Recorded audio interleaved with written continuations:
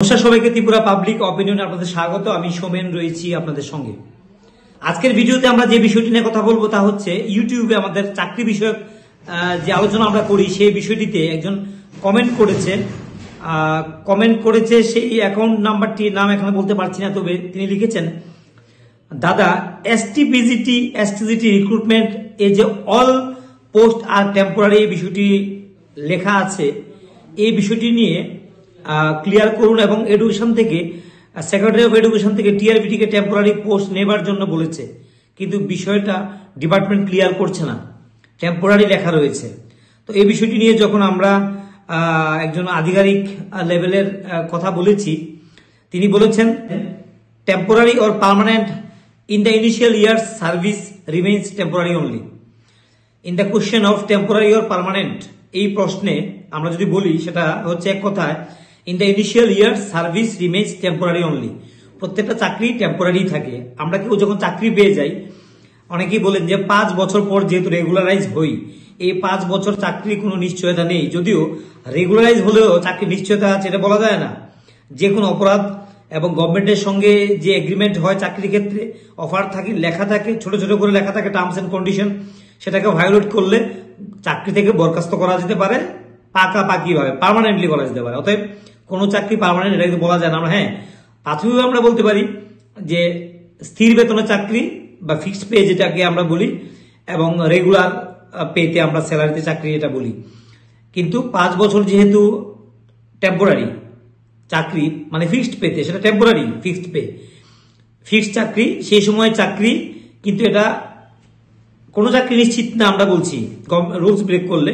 কিন্তু এই সময়টাতে 5 বছর অনেক কিছু মেনটেন করে চলতে হয়। এই জন্য অনেকেই বলে ফিক্সড চাকরি কোনো নিশ্চয়তা নেই এটা বলেন। কিন্তু যাই হোক, সব চাকরিরই নিশ্চয়তা, কোনো চাকরির নিশ্চয়তা নেই, আবার সবগুলিরই নিশ্চয়তা আছে বলা যায়।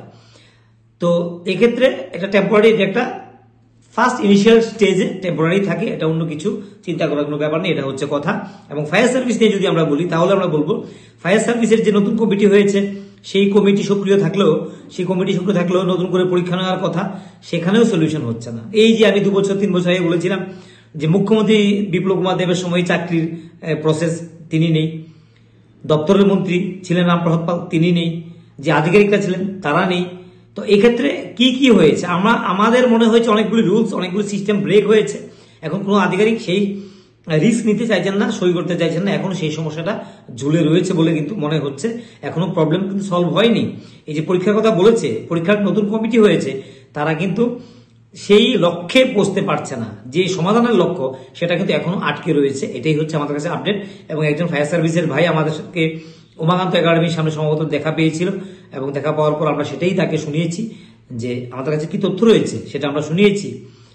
তো আমরা বারবার বলি যে অনেক আলোচনা থাকে, সেগুলি আমরা সোশ্যাল মিডিয়াতে তুলি না, কারণ আমরা কারো অনুমতি ছাড়া, কোনো একজন মন্ত্রী, কোনো একজন দপ্তরের আধিকারিক অনুমতি ছাড়া আমরা এখানে একটা ওয়ার্ডও কাউকে আমরা শোনাতে চাই না, এবং আমরা শোনাবো না।